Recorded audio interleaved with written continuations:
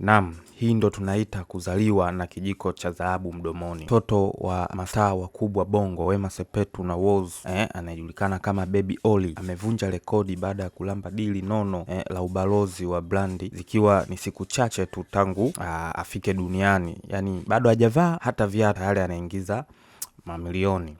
Sasa kupitia ukurasa wa Instagram wa Whozu, msanii huyu ameshare video na ujumbe mzito wa kihistoria. Whozu amefunguka kuwa maisha wakati mwingine yana hadithi ambazo maneno yanashindwa kuzisimulia. Anasema jana mtoto alikuwa tumboni, lakini leo tayari amefungua ukurasa wake wa kwanza wa mafanikio kwa kuwa balozi wa brandi kabla hata hajaanza kutembea. Hii inashangaza, inastaajabisha. Kwenye posti hiyo Whozu ameweka wazi kuwa moyo wake umejaa shukrani kubwa kwa sababu amepata nafasi ya kushuhudia kusainiwa kwa dili hilo kubwa kabla hata hawajatoka hospitalini. Anaeleza kuwa Wema aliona mwanzo wa hadithi hii na aliishuhudia ndoto ikianza kutimia, jambo ambalo watalibeba milele mioyoni mwao.